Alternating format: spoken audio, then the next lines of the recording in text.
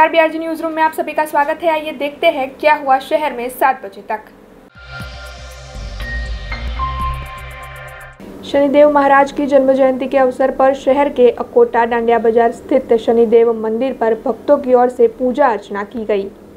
आज शनिदेव महाराज की 260वीं जन्म जयंती है। इसके चलते शहर के अकोटा डांडिया बाजार ब्रिज निकट के शनिदेव मंदिर पर भारी तादाद में भक्त दिखाई दिए। हालांकि इन भक्तों की ओर से कोरोना से जुड़ी हर गाइडलाइन का पालन कर शनिदेव महाराज की जन्म जयंती के अवसर को मनाया गया। इस मौके पर मंदिर में पूजा का आयोजन किया गया था और इसके साथ ही शनिदेव की जन्म जयंती के अवसर पर शहर की डेप्यूटी मेयर नंदा जोशी की भी उपस्थिति रही थी।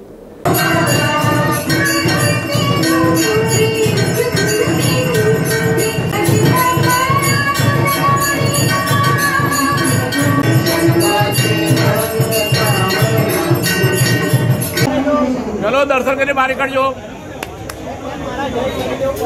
दर्शन करने बाहर निकलो। चलो शनि जयंती है अकोटा दांडिया ब्रिज खाते जे शनिदेव महाराजનું જે મંદિર આવ્યું છે, જેમના શ્રી અશોકભાઈ પવાર એમને આજે આ પૂજા અર્ચા અને આરતીનો આજે મને લાવો મળ્યો છે।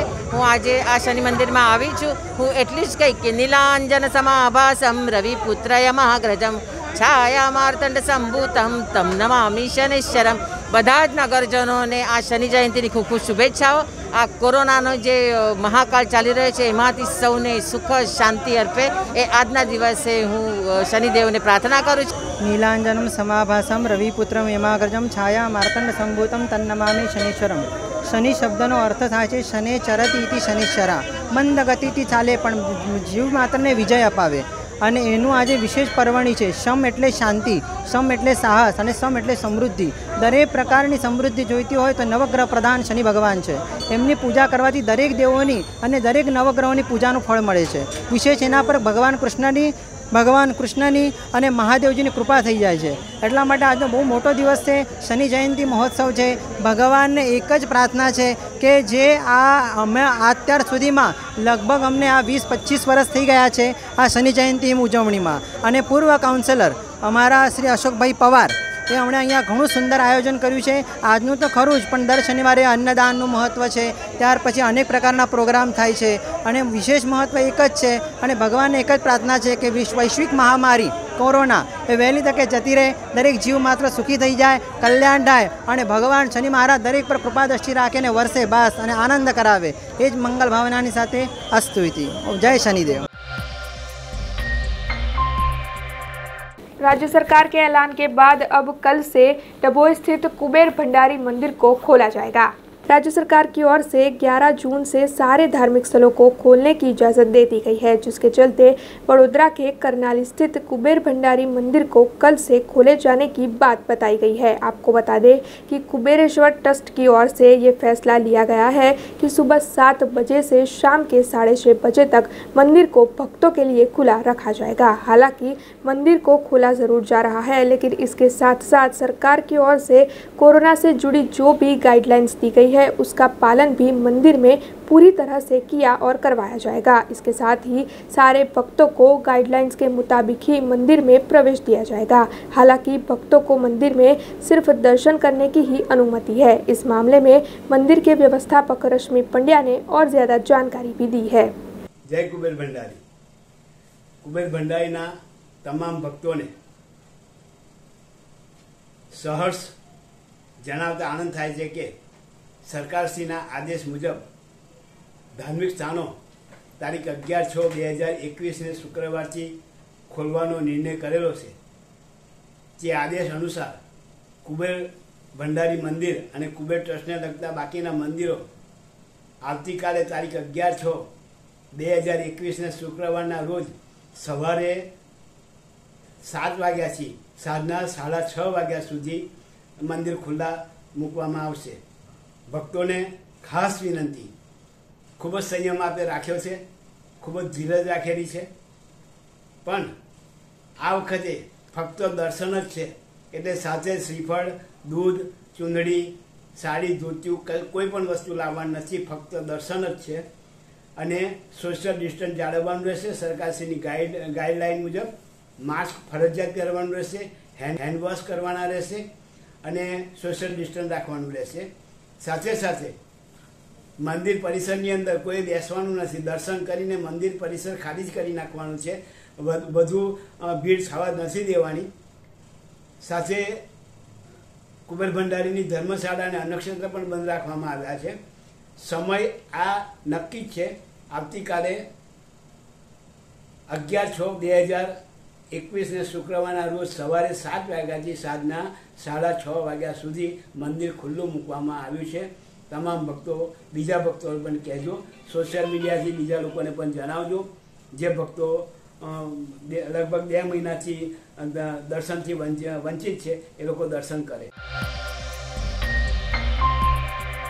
पूर्व प्रधानमंत्री मनमोहन सिंह की ओर से 2005 में एक वेबसाइट शुरू करवाई गई थी, जिसके जरिए अब नौकरी ढूंढ रहे लोगों को लालच देकर फंसाया जा रहा है। ऐसे में बीआरजी टीम आपको ऐसे फ्रॉड से सावधान रहने की सलाह देती है। हमारे पूर्व प्रधानमंत्री डॉक्टर मनमोहन सिंह ने अप्रैल 2005 में भारतीय जन स्वास्थ्य ग्रामीण कल्याण संस्थान की स्थापना की थी, लेकिन इस वक्त जो खबर सामने आ रही है उसके मुताबिक इस वेबसाइट के नाम से लोगों को विभिन्न तरह की नौकरियां ऑफर की जा रही है और इस माध्यम से नौकरी देते हुए लिंक भी सोशल मीडिया पर काफ़ी ज़्यादा ट्रेंड में है। आपको बता दें कि इस वेबसाइट का डोमेन नेम www.bjsgks.org नाम से रजिस्टर किया गया है। हालांकि इस बारे में ठीक से तहकीकात करने के बाद ये सामने आया है कि इस वेबसाइट के ज़रिए लोगों के साथ धोखेबाजी की जा रही है। दरअसल इस वेबसाइट पर नौकरी के लिए लोगों का रजिस्ट्रेशन करवाने के बाद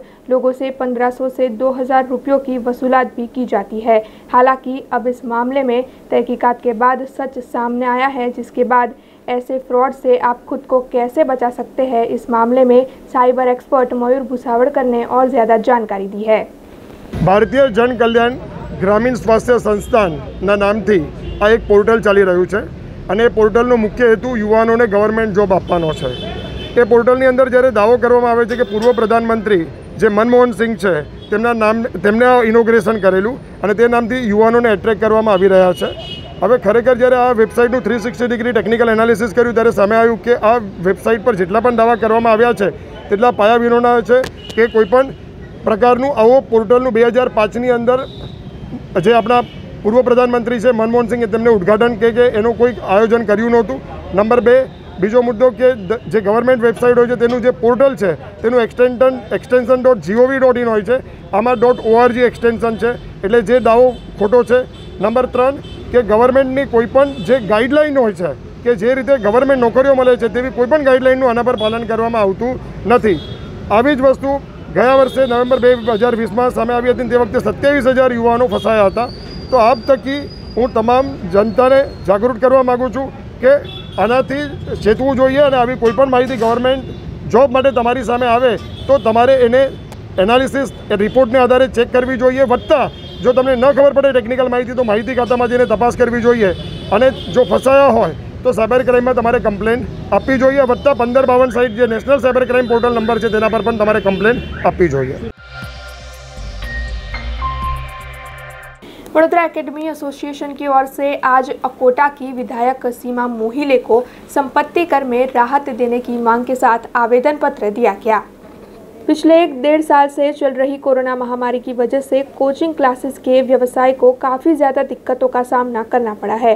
पिछले साल हुई लॉकडाउन और अनलॉक की प्रक्रिया के चलते कोचिंग क्लासेस तकरीबन बंद ही हो चुके हैं। हालांकि जून 2021 में कितने बेरोजगार लोगों के संपत्ति कर को माफ़ किया गया। वडोदरा शहर में बड़ी तादाद में कोचिंग क्लासेस है। ऐसे में कोचिंग क्लास के बंद होने से इन क्लासेस के ओनर और उनके परिवारजनों को काफ़ी समस्याओं का सामना करना पड़ रहा है, जिसके चलते आज वडोदरा एकेडमी एसोसिएशन के अश्विन परमार, इद्रिश वोहरा और नीलेश शाह की आगेवानी में अकोटा की धारासभ्य सीमा मोहिले को उन्हें संपत्ति कर में राहत देने मामले सोच विचार करने पर एक आवेदन पत्र दिया गया, जिसके बाद सीमा मोहिले ने इन लोगों की बात सरकार तक पहुंचाकर उन्हें राहत दिलाने का भरोसा भी दिलाया।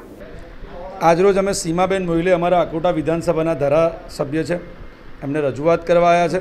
थोड़ा दिवसों पहला गुजरात सरकार तरफथी केटलाक बंद धंधा की एकमों था, बंद धंधा की एकमों ने मिलकत वेरामांथी माफ़ी आपवामां आवी પરંતુ એમાંથી સૌથી વધારે જેને સૌથી વધારે સહન કરવું પડ્યું હોય એવું ધંધાકીય એકમ એટલે કોચિંગ ક્લાસીસનો વ્યવસાય, ટ્યુશન ક્લાસીસનો વ્યવસાય, આ ધંધાકીય એકમને ગુજરાત સરકાર તરફથી કોઈપણ પ્રકારની માફી આપવામાં આવેલ નથી.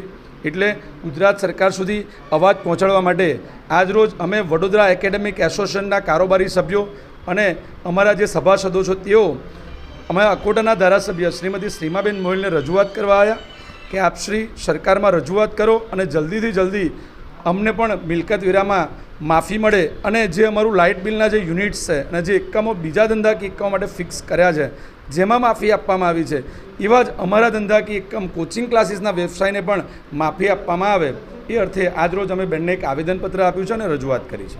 વડોદરા એકેડેમિક એસોસિએશનના બધા જે મેમ્બર્સ છે અને એમના જે પ્રેસિડેન્ટ છે આપણા પરમારભાઈ એ રજૂઆત લઈને આવ્યા છે કે જેટલા પણ બાકી બધા રેસ્ટોરન્ટ છે, બાકી બધા વ્યવસાયિક જેમનામાં મિલકત વેરામાં રાહત આપવામાં આવી એવી રીતે આપણે એકેડેમિકમાં જે ટ્યુશન ક્લાસીસ ચલાવતા હોય એ પણ 2 વર્ષથી કોરોનાના કાર્યકાળની એફેક્ટ થતાં એમના પણ જેટલા પણ કોચિંગ ક્લાસીસ છે એ બંધ પડ્યા છે અને મોસ્ટલી બધા જે કોચિંગ ક્લાસીસ ચલાવતા હોય ભાડા ઉપર જગ્યા લઈને ચલાવતા હોય અને આમ કહેવા જઈએ તો ઘણા બધા શૈક્ષણિક સંસ્થાઓ સાથે જોડાયેલા શિક્ષક વર્ગ છે એ સ્કૂલોમાં તો જોબ કરતા હોય છે પણ એના સિવાય જે લોકોને સ્કૂલોમાં જોબ નથી મળતા અને જ્યારે માનનીય વડાપ્રધાન પંતપ્રધાન મોદીજીની જે આત્મનિર્ભરની યોજના છે એની અંતર્ગત જ્યારે શિક્ષકો પણ કોચિંગ ક્લાસીસ ચલાવતા હોય અને પોતે આત્મનિર્ભર બનવા માંગતા હોય ત્યારે ભાડે જગ્યા લઈને સ્ટુડન્ટ્સને ભણાવતા હોય ત્યારે 2 વર્ષમાં આ કોરોનાની કાર્યકાળમાં એમને પણ ઇફેક્ટ થઈ છે.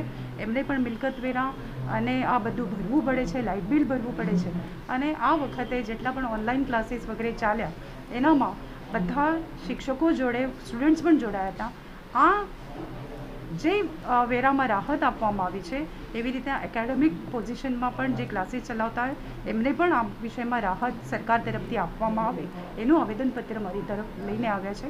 આવતીકાલે હું પણ મંગળવારે જવાની છું એટલે મને એમની રજૂઆત પણ યોગ્ય લાગી. હું પણ સરકારમાં આ મારફતે યોજના એ જે એમને જે રાહત માંગી છે એના માટે સરકારમાં રજૂઆત કરીશ. शहर के अकोटा इलाके में से आज एक दुर्घटना की खबर सामने आई है जिसमें कार चालक नशे में होने की बात पता चली है और इसके साथ ही उस कार चालक की कार में से कई नशीले पदार्थ भी पाए गए हैं. शहर के अकोटा इलाके में से आज एक दुर्घटना की खबर सामने आई है. दरअसल अकोटा में विवियंता होटल है जहां पर हरियाणा से आया हुआ एक आदमी ठहरा हुआ था. इस मामले में मिली हुई जानकारी के मुताबिक ये आदमी कहीं से नशा करके वापस आ रहा था. उस वक्त नशे की हालत की वजह से उसने एक कार और एक बाइक सवार को टक्कर दे दी और फिर यह कार विवियंता होटल के गेट को तोड़कर अंदर घुस गई. हालांकि हादसे में किसी को भी ज्यादा चोट नहीं आई है लेकिन हादसा होते ही आसपास के लोग तुरंत ही इकट्ठा हो गए जिसके बाद इस मामले की जानकारी पुलिस को भी दे दी गई और इस वक्त गोत्री पुलिस की ओर से इस कार को जब्त कर कार चालक की गिरफ्तारी कर उससे पूछताछ की जा रही है. ગાડી આવતી હતી, હું બાઇક ચલાવતો હતો, મેં ગાડી એકદમ એટલી સ્પીડમાં આવી, મેં બાઇક છોડીને ભાગ્યો. ગાડી અહીંયાથી આ ઉપર ચડી, આ હોટલના ઉપરથી ચડીને આગળ પેટ્રોલ પંપ છે ને ત્યાંથી ટર્ન લીધી અને બીજી 4 વ્હીલર ગાડીને ધક્કો મારીને છેક અહીં સુધી લઈને રિવર્સમાં લાવ્યો. વિવાંતા અને હોટલમાં અંદર આવીને પાર્કિંગની ગાડીને ઠોકીને અહીંયાથી પછી અંદર જતો રહ્યો છે માણસ. એકદમ ડેન્જરસ પિક્ચરનું શૂટિંગ ચાલતું હોય ને એ ટાઈપનું ચાલતું હતું. કોઈ મરી જતું તો એની જવાબદારી કોની? आदमी अंदर रुका हुआ था, वो बाहर का आदमी, रहने वाला यहाँ का नहीं है वो, और नशा के हालत में बाहर आया था. वो सबसे पहले आके ने पब्लिक पे सीधा हमला करा. आने वाली जो बाइक थी गाड़ी, उनको गाड़ी पे हमला करा, एक 4 व्हीलर पे हमला करा. वो सीधा अंदर घुस गया पेट्रोल पंप के ऊपर, पेट्रोल पंप के आदमियों को मारा. उसके बाद इन्हें गेट भी तोड़ दिया है और यहाँ की पब्लिक की बच गई. कितने लोगों की जान बची इसके अंदर, मगर ये लोग खड़े खड़े तमाशा देखते थे. इन्होंने किसी को पकड़ने की कोशिश भी इन्होंने नहीं करी. हाल क्या परिस्थिति अभी? हाल परिस्थिति वो आदमी अभी हाल में इनके कंट्रोल में है और नशे के अंदर फुल है. वो गाड़ी के अंदर गाड़ी पड़ी हरियाणा की गाड़ी, उसके अंदर भी हाल में तुम देखो उसमें नशे की सब चीज़ मौजूद है अंदर. उसमें दारू भी है, चरस भी है. और ये तुम पाबंदी की बात करते हो, गुजरात के अंदर भी पाबंदी, नशा कहाँ से आया? वो भी होटल के अंदर नशा कहाँ से आया? कौन सी होटल है ये होटल है विवांता. और विवांता होटल के अंदर एक बात और है कि सबसे पहली बात ये आम पब्लिक के विचार कितने लोगों को लगा है वो बेचारे पब्लिक देशक के बाद गाड़ी लेके पब्लिक भग, उनकी गाड़ी को नुकसान हुआ है। ये पेट्रोल पंप भी बच गया, पब्लिक वहाँ छोड़ के पब्लिक भग चुकी है। कोरोना महामारी की दूसरी लहर के चलते राज्य के सारे धार्मिक स्थलों को सरकार की ओर से बंद कर दिया गया था, लेकिन अब 11 जून से सारे धार्मिक स्थल फिर से खुलने वाले हैं। लेकिन अभी भी इन स्थलों पर 50 लोगों से ज़्यादा लोगों के इकट्ठा होने पर प्रतिबंध रखा गया है। ऐसे में आपको बता दें कि गुजरात में कौन कौन से धार्मिक स्थल कब से खुलने वाले हैं। तो गुजरात राज्य सरकार के ऐलान के बाद अब 11 जून के बाद से सोमनाथ मंदिर को खोला जाएगा। आपको बता दें कि पिछले 61 दिन से सोमनाथ मंदिर बंद था, जो अब 11 जून से खुल जाएगा। इसके अलावा द्वारका मंदिर भी 11 जून से खोला जाएगा और साथ ही 57 दिनों के बाद अंबाजी मंदिर को 12 जून से खोला जाएगा। इसके अलावा पावागढ़ मंदिर और चोटीला का चामुंडा माता का मंदिर भी 11 जून से खोला जाएगा। इसके साथ ही आपको ये भी बता दें कि आशापुरा माता का मंदिर, भावनगर का खोडियार मंदिर, वड़ताल का स्वामीनारायण मंदिर और नडियाद का संतराम मंदिर भी 11 जून से खोला जाएगा। हालांकि डाकोर के मंदिर को खोले जाने के मामले में अभी भी एक बैठक आयोजित होने वाली है और इसके बाद ही इस मंदिर को खोले जाने के बारे में कोई फैसला लिया जाएगा। वैसे तो 11 जून से सारे धार्मिक स्थल खुलने वाले हैं, लेकिन इन स्थलों पर 50 लोगों से अधिक लोगों को जाने की सरकार की ओर से मनाही कर दी गई है। ऐसे में भक्तों को कोरोना गाइडलाइंस का पालन करते हुए ही दर्शन करने का मौका मिल पाएगा। अब खबरों से लगातार अपडेट रहना हुआ आसान। BRG न्यूज आपके मोबाइल स्क्रीन पर। आज ही BRG न्यूज की mobile app Google play store और ऐप स्टोर से डाउनलोड करें और खबरों से लगातार जुड़े रहें।